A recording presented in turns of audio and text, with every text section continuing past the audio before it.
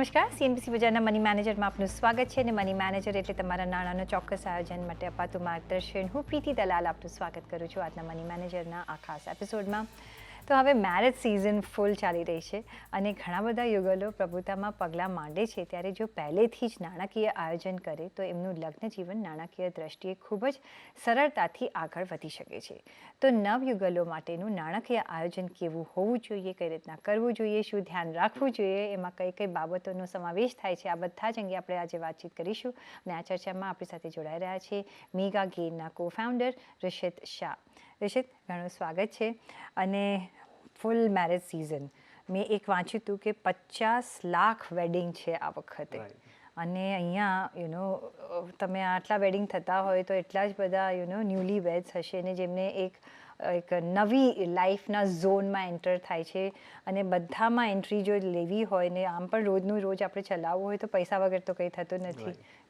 અને તો કઈ રીતના પ્રી પ્લાનિંગ કે જેને નથી કર્યું સપોઝ, કઈ રીતના એ શરૂઆત કરી શકે છે અને કેમ આ જરૂરી છે આ ફાઇનાન્શિયલ પ્લાનિંગ કરવું? So thank you so much Preeti, મને આ શો પર ઇન્વાઇટ કરવા માટે. આઈ હોપ આપણા બધા દર્શકોની મકર સંક્રાંત બહુ જ સારી ગઈ હશે. I guess marriage I feel is a very good thing. તમને એક પાર્ટનર આવી જાય છે which always guides you and make your life much better. જ્યાં સુધી પર્સનલ ફાઇનાન્સની વાત કરીએ, આપણે કેવી રીતના થવું જોઈએ, right? So first and foremost thing, when you get married, basically તમે એક કપલ બની જાઓ છો, રાઈટ? એક ઇન્ડિવિજ્યુઅલ આઈડેન્ટિટી બની જાઓ છો. સો સૌથી પહેલી વસ્તુ તમારે કરવાની છે કે બંનેનો તમારા જે અસેટ્સ એન્ડ લાયબિલિટી છે એને એક જગ્યા પર કન્સોલિડેટ કરી દો એક જગ્યા પર. તો એનાથી થશે શું, તમને આઈડિયા આવશે કે મારી કેટલી અસેટ્સ છે, મારી કેટલી લાયબિલિટી છે, which will help you to plan it for the future.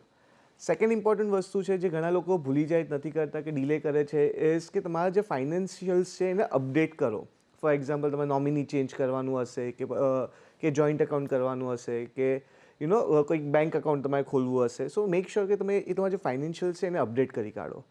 Third important વસ્તુ છે, આ બે વસ્તુ થશે then you can think about is કે પછી તમારે પ્રોસેસની વાત ચાલી જાય. પ્રોસેસની વાત કરું તો સૌથી ઇમ્પોર્ટન્ટ વસ્તુ છે કે તમારે એક બજેટ બનાવવું પડશે કે તમારે કેટલું બજેટ છે, તમારી ઇન્કમ કેટલી છે અને તમારો એક્સપેન્સ કેટલો છે. બજેટથી થશે શું કે અત્યાર સુધી જે જોવામાં આવેલું છે કે જે ઇન્કમ આવતી હોય તો પહેલાં આપણે એક્સપેન્સ કરીએ છીએ, પછી આપણે ઇન્વેસ્ટમેન્ટ કરતા હોઈએ છીએ, which is a wrong ideology. પહેલાં શું થવું જોઈએ કે જેવું તમારી ઇન્કમ આવે ફર્સ્ટ એન્ડ ફોરમોસ્ટ થિંગ તમારે ઇન્વેસ્ટમેન્ટ કરવું જોઈએ, ધેન જે બી તમારો રેસિડ્યુઅલ પાર્ટ છે એક્સપેન્સ થવું જોઈએ. તો કે આપણે પર્સનલ ફાઇનાન્સમાં અમે એવું કહેતા હોઈએ છીએ કે 40-30-30નો ફોર્મ્યુલા યુઝ કરો. 40% શુડ બી યોર, તમારું જે ઇન્કમ છે 40% should be your investment, 30% should be your wants, એટલે તમારા જો EMIs હોય છે કે તમને કંઈક જોઈતી હોય વસ્તુ, એ વોન્ટ્સમાં તમે ઇન્વેસ્ટમેન્ટ કરો, અને 30% ઇઝ યોર એક્સપેન્સીસ. સો આનાથી થશે તો તમારે ઘણું સ્ટ્રીમલાઇન થઈ જશે તમારા જે બી ગોલ્સ હશે કે તમારે જે બી ઇન્વેસ્ટમેન્ટ્સ કરવાનું હશે. ધેન કમ્સ તમારું એકવાર બજેટ થઈ ગયું, then obviously important thing is કે તમારે ઇમરજન્સી કોર્પસ બિલ્ડઅપ કરવાનો, જે અગેન ઘણા લોકો નથી કરતા હોતા. Is again emergency corpus should be approximately 6 to 12 months of your monthly expenses plus your EMI અગર હોય તો. The reason be emergency corpus is કે તમારા આગળના જે ગોલ્સ હશે ને અત્યારે જે તમારું અસેટ્સ હશે એ તમારી સિક્યોર કરે છે. So this is very important. Again make sure કે ઇમરજન્સી કોર્પસ જે તમે કરો છો એનો પર કોઈ રિસ્ક ના હોવું જોઈએ, એટલે રિસ્કી અસેટમાં નહીં ઇન્વેસ્ટમેન્ટ કરવાનું. Once emergency corpus is built up, again insurance is very important. બે જ ઇન્સ્યોરન્સમાં બે વસ્તુ બહુ જ ઇમ્પોર્ટન્ટ છે. બીજા is an add on cover. એક છે ટર્મ લાઈફ ઇન્સ્યોરન્સ અને એક છે mediclaim insurance. Term life is nothing, in case તમને કંઈ થઈ જાય, entire sum assured goes to your nominee. અને mediclaim insurance in case you get hospitalise તો તમારે તમારા જે હોસ્પિટલાઇઝેશન કોસ્ટ હશે એ તમારું કવર થાય છે. હવે આ ત્રણ વસ્તુ છે is a pillar of any personal finance. કારણ કે આ ત્રણ વસ્તુ નહીં હોય તો થશે શું, કશેક ને કશેક તમે લેપ્સ કરી કાઢશો તો તમારું ક્યાં તો એક્ઝિસ્ટિંગ ઇન્વેસ્ટમેન્ટ હશે એ રોડ થઈ જશે, કે તમારા જે એના લીધે તમારા ફ્યુચર ગોલ્સ બી ઇમ્પેક્ટ થઈ શકે છે. સો આ ત્રણ વસ્તુ તો બહુ જ ઇમ્પોર્ટન્ટ છે. વન્સ ધીસ ઇઝ ડન, પછી આપણે વાત કરશું કે તમારે કયા ગોલ્સ છે. ઓકે, હવે ગોલ્સ પણ બે ટાઈપના ગોલ હશે. એટલે ગોલ્સ ઓબ્વિયસલી એક short term, medium term, long ટર્મનો ગોલ્સ હશે જ હશે, પણ એમાં પણ બે ટાઈપ હશે, which is joint goals. For example, joint goals કે મારે એક ઘર લેવું છે આફ્ટર 10 years, એના માટે ઇન્વેસ્ટમેન્ટ કરવું છે. એક ગોલ છે મને ગાડી લેવી છે, કે મને ક્લબ મેમ્બરશિપ લેવી છે, joint club, obviously joint club membership હોય પણ ક્લબ મેમ્બરશિપ લેવી છે. ઓકે, એન્ડ બીજો એક ગોલ હશે which will B me goal. આ ઘણા લોકો ભૂલી જાય છે. વન્સ યુ ગેટ મેરિડ તો પોતા માટે બી તો ઇમ્પોર્ટન્ટ છે, થોડોક ટાઈમ આપો, થોડોક એક્સપેન્સ કરો. So meal goal will be anything like મને કોઈક હોબી કરવી છે, કે મને કોઈક એજ્યુકેશન મારા માટે વધારો, કે ગર્લ્સ હોય તો એમને કંઈક છે જ્વેલરી લેવી છે. સો તમારે સ્મોલ મિડ એટલે short term, mid term, long term ગોલ્સમાં મી એન્ડ અસ ગોલ્સને તમે બાયફર્કેટ કરો. હવે આમાં થશે શું, તમારી પાસે બહુ બધા ગોલ્સ આવી જશે, પ્રોબેબલી કદાચ એટલી સેલરી નહીં હોય કે ઇન્કમ નહીં હોય કે આપણે એટલું બધું ફૂલફિલ કરી શકીએ together. So what we need to do is કે એક સ્માર્ટ SMERT કરીને એક ફોર્મ્યુલા છે. ઓકે, સો આ ફોર્મ્યુલામાં જેવી હું તમને કહીશ એમાં ફિલ્ટર થઈને જશે, એટલે આ વસ્તુ અગર તમારી થાય then you need to go to next level. For example smart, S એટલે બી સ્પેસિફિક. હવે એક્ઝામ્પલ હું લઉં છું કે મને એક મર્સિડીઝ કાર જોઈએ છે S ક્લાસ. ઓકે, તો આઈ એમ વેરી સ્પેસિફિક, મને S ક્લાસ મર્સિડીઝ કાર જોઈએ છે. Okay, then comes is M. કેટલાની આવે છે મર્સિડીઝ કાર, કે ભાઈ મારે આ ફોર એક્ઝામ્પલ 60 lakhsની આવે છે. ઘણા લોકોને એ જ નથી ખબર હોતી કે મને આ ગોલ માટે કેટલા પૈસા જોઈએ છે. So once you are done with this then comes is A which is attainable. મારાથી એ વસ્તુ લેવાશે કે નહીં. આઈ કેન અશ્યોર યુ કે તમારે 50% ઓફ ધ ગોલ્સ અહીંયા જ તમારે વાઇપ ઓફ થઈ જશે, કારણ કે આ ફિલ્ટરમાંથી જશે જ નહીં. પછી હજી તમારી પાસે તમારી પાસે કંઈ સ્કોપ હોય એના ઉપર તો આવશે R which is relevant. For example મારી મર્સિડીઝ કાર ખાલી મારે છે મારા ગેરેજમાં જ મૂકી રાખવી, what is the use of it, right?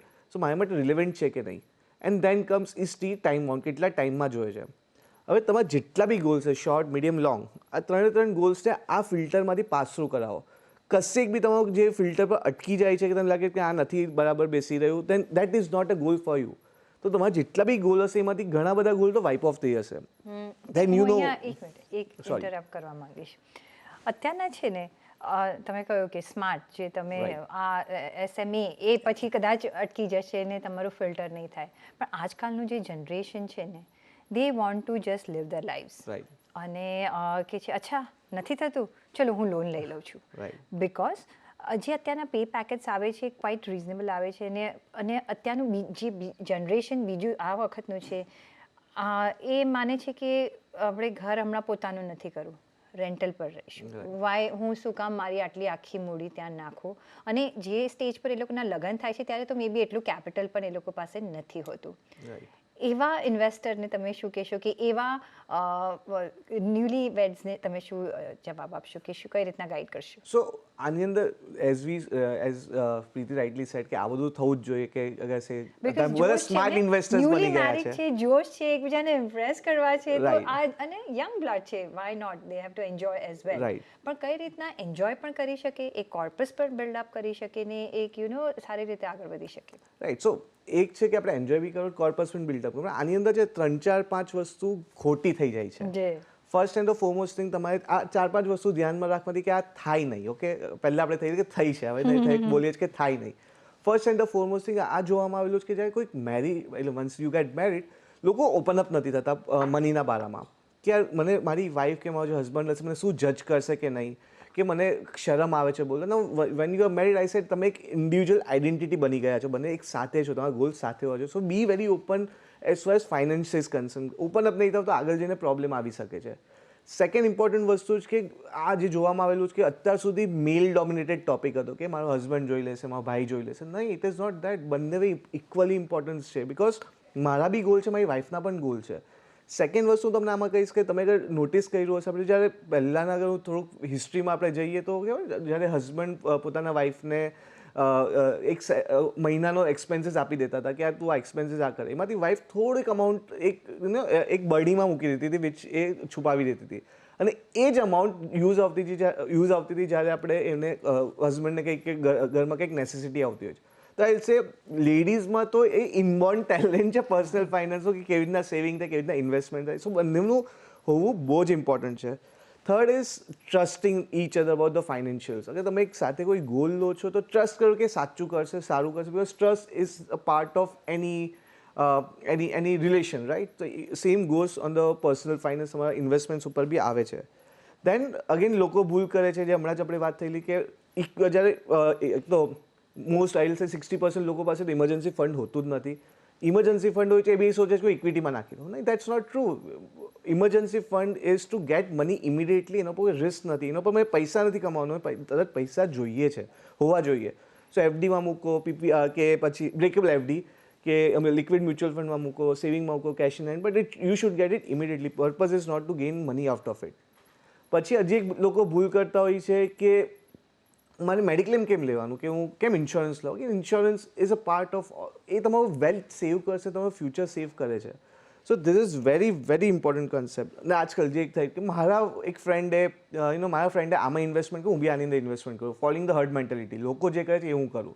નહીં, અન્ડરસ્ટેન્ડ વન થિંગ કે મારી લાઈફ અલગ છે, મારા ગોલ્સ અલગ છે, મારું રિસ્ક એપેટાઇટ અલગ છે, મારું ટાઈમ ઓફ ઇન્વેસ્ટમેન્ટ અલગ છે કમ્પેર ટુ જે બીજું કરતું હશે. સો મેક શ્યોર કે તમે કોઈ દિવસ બીજાને કોપી નહીં કરો. In fact I will say husband વાઈફના પોર્ટફોલિયો અલગ છે બિકોઝ બંનેના રિસ્ક એપેટાઇટ અલગ છે. સો નેવર કોપી, કે જે લોકો કરતા હોય એવું તો કોપી થવું જ ના જોઈએ. Fifth which is very important which I been seeing is કે જ્યારે લગ્ન થાય તો એસ્પેશિયલી જે લેડીઝ હોય છે, હું જોતો હોઉં છું કે એ ફેમિલી ઓરિએન્ટેડ થાય કે ફેમિલીના ગોલ્સ ઇઝ માય ગોલ. નહીં, દેટ્સ નોટ. તમારી બી લાઈફ છે, તમારા બી ગોલ્સ હોવા બહુ ઇમ્પોર્ટન્ટ છે. સો મેક શ્યોર કે તમે તમારા ગોલ્સ માટે બી વર્ક ઓન કરો એના ઉપર. અને હજી એક વસ્તુ ફોલો થઈ રહી છે કે ટ્રેડિશનલ ઇન્વેસ્ટમેન્ટ. મારી ફેમિલીએ જે કરેલું હતું એમાં જો ઇન્વેસ્ટમેન્ટ કહું છે કે ગેરંટેડ પ્રોડક્ટ્સ થઈ કે પછી રિયલ એસ્ટેટ થયું, ગોલ્ડ થયું. હું એવું નથી કહેતો કે ખરાબ છે, બટ ઇન્વેસ્ટમેન્ટ કરતાં પહેલાં મેક શ્યોર કે કોઈ બી ઇન્વેસ્ટમેન્ટ હોય એ તમારું ઇન્ફ્લેશન બીટ થવું જોઈએ. અગર એ થતું હોય તો ગુડ. અને ઇન્વેસ્ટમેન્ટને ડાયવર્સિફાઈ કરો. નવી પ્રોડક્ટ્સ આવેલી છે, મ્યુચ્યુઅલ ફંડ્સ, ઇક્વિટીઝ, એમાં બી થોડુંક તમે એક્સપોઝર હોવું ઇમ્પોર્ટન્ટ છે because that is the only thing જે કદાચ તમારું પોર્ટફોલિયો જે ઇન્ફ્લેશનને કદાચ બીટ કરી શકે છે. So be very aware about it. છે, બરાબર છે. તો નવી લાઈફ શરૂ કરો છો, સાથે શરૂ કરો છો, તમારી ઇન્ડિવિજ્યુઆલિટી રાખો, સાથે ઓફકોર્સ તમારું મી અને અસ ગોલ્સ રાખો. કારણ કે હવે એવું થઈ ગયું છે કે બધા જ હવે કંઈ ને કંઈ અર્ન કરતા હોય છે. પહેલાં શું હતું કે છોકરીઓ એટલું બધું અર્ન નથી કરતી, અને અત્યારના જોઈએ તો each and everybody is earning. પણ આપણે આપણું ઇન્વેસ્ટમેન્ટ એવી રીતે રાખવાનું છે. અને છોકરીઓ માટે હું ખાસ એક વાત કહું, આપણું એ આપણું, અને જે હસબન્ડનું હોય એ પણ આપણું, ઓન અ લાઇટર નોટ. પણ યસ, તમે જો કમ્બાઇન્ડ ગોલ્સ રાખશો તો એક સારું કોર્પસ બની શકશે. તમે તમારું ફ્યુચર વધારે સરસ રીતે પ્લાન કરી શકો છો. જો તમારા ફેમિલીમાં એડિશન્સ આવતા દિવસોમાં જોવા મળશે તો એનું પણ તમે એક સારી રીતે એક પ્લાનિંગ કરી શકો છો. એટલે લાઈફ તો તમારે એક નવી સ્ટાર્ટ કરવાની છે, પણ આખું એક ઘર પણ તમારે એક સારી રીતે તમે તમારા ડ્રીમ્સ બધા પૂરા કરી શકો છો. પણ તમે ઋષિત, કઈ એવી કોમન મિસ્ટેક્સ થતા જોઈએ છે કે જે ન્યૂલી વેડ્સ છે એ શું મિસ્ટેક કરી બેસે છે? બિકોઝ મેં જે તમને કહ્યું કે જોશ વધારે હોય છે, યંગસ્ટર્સ હોય એટલે ડ્રીમ્સ ઘણા બધા મોટા હોય છે, અને એ લોકો પાસે ટાઈમ ઓછો હોય છે. એમને થાય છે કે હું બધું આજે જ કરું, હમણાં જ કરું, અને એમાં થોડા કોઈ વખત રોંગ ડિસિઝન લઈ લેવાતા હોય છે કે સ્ટેપ્સ લઈ લેવાતા હોય છે. એ તમે કોમન કયા એવા મિસ્ટેક્સ જોઈ છે? સો મિસ્ટેક્સમાં પહેલી તો એક જે આપણી વાત થઈ કે ઓલરેડી કે એક તો ઓપનલી વાત કરો. આઈ રાધર સે ધીસ કે હું પોતે આ ફોલો કરું છું કે તમે તમારા વાઈફ જોડે દિવસમાં, મહિનામાં એકવાર એક ડેટ પર જાઓ. એટલે ફાઇનાન્સ ડેટ ઉપર જાઓ, જ્યાં તમે ખાલી ઓબ્વિયસલી ખાવા પીવાનું તો ઇટ્સ ઓકે, બટ તમે ઓપનલી વાત કરી શકો છો. મેક શ્યોર તમે એક ડેટ પર જાઓ which is only talking about finances, because એ જ જોવામાં આવ્યું છે કે લોકો એકબીજા જોડે એટલું ઓપન અપ નહીં થતા. સેકન્ડ વસ્તુ જે લોકો ભૂલ કરતા હોય છે ઇઝ કે પ્રોક્રાસ્ટિનેટિંગ. કે ચલો આજે તો મેં બધું આપણે ગોલ્સ કરી કાઢ્યા, બધું કરી કાઢ્યું, આપણે કાલે કરશું, ચાલો કાલથી સ્ટાર્ટ કરું છું. મેં કીધું CNBCમાં આપણે રેગ્યુલરલી કહેતા હોય છે, સ્પીકર્સ કહેતા હોય છે કે ટાઈમ ઇઝ મની. તમને કમ્પાઉન્ડિંગ આપવા માટે જેટલું વહેલું તમે ઇન્વેસ્ટમેન્ટ કરશો એટલું કમ્પાઉન્ડિંગ આવશે વિચ વિલ બેનિફિટ યુ. તો પ્રોક્રાસ્ટિનેટ નહીં કરો, તરત જેવું પ્લાનિંગ થયું હોય તો એને તરત તમે ઇન્વેસ્ટમેન્ટ કરી કાઢો કે જે પ્લાનિંગના હિસાબે તમે સ્ટાર્ટ કરી દો. થર્ડ વસ્તુ અગેન લોકો નથી કરતા, જે એટલે બહુ ઓછું કરે છે, ઇઝ કે લોકો રિવ્યૂ નથી કરતા પોતાનો portfolio. When you invest in something, make sure that you review it regularly. એટલે એવું નહીં કે every month, once in 6 months, once in 1 year. The reason behind review એને માટે હું નથી કહેતો કે તમારો પોર્ટફોલિયો પરફોર્મ નથી કરતું કે ઇક્વિટી માર્કેટ ડાઉન જઈ રહ્યું છે. રિવ્યૂ એને માટે છે કારણ કે આજે મારા બધા ગોલ્સ જે હું હેવીલી ડિપેન્ડન્ટ હતો મારા લોંગ ટર્મ ગોલ્સ ઉપર, બટ પ્રોબેબલી કદાચ મને હવે 1-2 વર્ષમાં બીજા કોઈ ગોલ આવી રહ્યા છે. So my portfolio will change depending on my goals. So થશે શું, પહેલાં હું હાઈ રિસ્ક ટેકર હતો, હવે કદાચ 1 વર્ષમાં મને પૈસાની જરૂર પડે તો હું લો રિસ્ક ટેકર થઈ જઈશ. So my portfolio will also change. So it is very important that you understand and take quick decisions. અને ડિસિઝન ઉપર તમે ટ્રસ્ટ કરો પોતાના પાર્ટનરને, પોતાની ઉપર કે આ સાચું ડિસિઝન છે. તો તમે જેમ કહ્યું કે જો એ લોકો પ્લાનિંગ કરતા હોય તો ઓફકોર્સ એક તો કમ્બાઇન્ડ તમારા વેલ્થ જુઓ કે કેટલું છે, ક્યાં ઇન્વેસ્ટમેન્ટ છે, શું છે. પછી જ્યારે તમે એક વખત મેરેજ થઈ જાય છે, કઈ રીતના એ કમ્બાઇન કરવું જોઈએ, અને કયા એવા પ્રોડક્ટ્સ તમે સજેસ્ટ કરશો કે શરૂઆત કરી શકે એ લોકો નિવેશ કરવાની? સો તમે પહેલી વાત તો કે insurance, term insurance and mediclaim insurance હોવું તો બહુ જ ઇમ્પોર્ટન્ટ છે. આ બી વસ્તુ થઈ જ જવી જોઈએ. એક ઇમરજન્સી કોર્પસ બિલ્ટઅપ ધીમે ધીમે કરવા લાગો, which will be in your FDs, liquid mutual fund કે પછી સેવિંગ અકાઉન્ટમાં તમે અગેન બ્રેકેબલ એફડી સેવિંગ અકાઉન્ટમાં કરો, દેન આઈ વિલ સે ઓબ્વિયસલી કદાચ છે અગર તમારું છે રિસ્ક એપેટાઇટ છે 3 to 4 યર્સનું, તો તમે થોડુંક ઇક્વિટી મ્યુચ્યુઅલ ફંડ, એક હાઇબ્રિડ મ્યુચ્યુઅલ ફંડમાં તમે ઇન્વેસ્ટમેન્ટ્સ કરો, કે પછી 5 to 6 કે એના ઉપરનું હોય તો તમે એક પ્યોર ઇક્વિટી મ્યુચ્યુઅલ ફંડમાં ઇન્વેસ્ટ કરો, કે એની અંદર બહુ બધી અલગ અલગ વેરાયટી ઓફ ફંડ્સ છે, કે લાર્જ કેપ છે, સ્મોલ કેપ છે, મિડ કેપ છે, કે પછી mixture of large, mid, small, multi cap. એટલે depending on your risk appetite તમે આખું એક ડાયવર્સિફાઈ કરો પોતાના પોર્ટફોલિયોને, એક જગ્યા પર કોન્સન્ટ્રેટ નહીં કરો તો સારું. પણ અગેન મેક શ્યોર તમે કોઈ બી ઇન્વેસ્ટમેન્ટ કરો છો કે કોઈ બી પ્રોડક્ટ લો છો ઇન્વેસ્ટમેન્ટ માટે, કારણ કે તમારા ફ્યુચર માટે છે, મેક શ્યોર કે તમારું એ ઇન્વેસ્ટમેન્ટ બીટ થવું જોઈએ ઇન્ફ્લેશનને. ઇન્ફ્લેશન ઇફ આઈ સે 6-7% ગવર્મેન્ટ કહે છે, but when it comes to us it goes to 9-10% કદાચ તક ઇઝીલી જતું હોય છે. So make sure you create a portfolio which crosses 9 to 10% as a portfolio. અને શરૂઆત કરીશું હવે દર્શકોના સવાલ સાથે. તો નિલેશ શાહનો પહેલો સવાલ આવી રહ્યો છે. એ કહી રહ્યા છે કે એમની પાસે 15 લાખની એફડી છે જે આવતા મહિને મેચ્યોર થવાની છે, તો હવે આ રકમ ક્યાં રોકવી જોઈએ? એમની જવાબદારીઓ પણ છે, જે એમને જણાવી છે કે એમનો માસિક ખર્ચ ઉપરાંત 1 કરોડની હોમ લોન છે જે 30 વર્ષમાં ચૂકવવાની છે. તો કઈ રીતના એમને પ્લાનિંગ કરવું જોઈએ? સો આમાં હું એક વસ્તુ કહીશ કે તમારું જે મેચ્યોર થાય છે, સિન્સ તમારો 30 યર્સનો ગોલ દેખાઈ રહ્યો છે, જે તમે 30 યર્સમાં તમને જો ચાલુ રાધર છે કે તમે ઇક્વિટી મ્યુચ્યુઅલ ફંડમાં તમે નાખશો ઇટ વિલ બી બેટર. અગર હું એક અઝ્યુમ કરું છું કે મને એક 12% પણ છે એવરેજ રિટર્ન આવે ઇક્વિટી મ્યુચ્યુઅલ ફંડમાં, તો સે 15 lakhs 30 યર્સ સુધી બી ઇન્વેસ્ટમેન્ટ કરો તો પ્રોબેબલી અરાઉન્ડ 4.5 crores આજુબાજુ થઈ જાય છે એટ 12% CAGR રિટર્ન. એ જગ્યા સો 10% પણ લો છો, as V say that mutual ફંડમાં કોઈ રિટર્નની ગેરંટી વર્ડ તો હોતો નથી, રાઈટ? સો 10% બી લો તો અરાઉન્ડ 2.5 CA નું તો તમારું થઈ જાય છે. So probably if I am having 30 years time, હું ઇક્વિટી મ્યુચ્યુઅલ ફંડ સજેસ્ટ કરીશ which will give you good amount of money in the long run, જે કદાચ 1 કરોડ ઉપર બી તમારું થઈ શકે છે. તો કયા એવા કોઈ ફંડ્સ તમારા નજરમાં? સો પ્રોબેબલી ઇટ ડિપેન્ડ્સ તમારું કેવું રિસ્ક એપેટાઇટ છે. કે બ્રોડ બેઝ હું કહું તો તમે એક લાર્જ કેપ લઈ લો, મિડ કેપ લઈ લો, સ્મોલ કેપ લઈ લો, ઓકે, એક ફ્લેક્સી કેપ લઈ લો. સો આઈડિયલી તમે સેન્સેક્સ જે 500 કહે છે આખું તમે સેન્સેક્સ 500 કવર કરી કાઢો છો, અને યા રિટર્ન્સ ઉપર નીચે હશે, બધાના રિસ્ક એપેટાઇટ અલગ છે, પણ 30 years મૂકશો તો should not be a problem. Next સવાલ સતનારાયણ ગુપ્તાનો છે. SBI મ્યુચ્યુઅલ ફંડ માટે એમને થોડી જાણકારી જોઈએ છે. હવે શું માહિતી જોઈએ છે આઈ ડોન્ટ નો, પણ SBI મ્યુચ્યુઅલ ફંડ કઈ રીતના નિવેશ અગેન કરવું?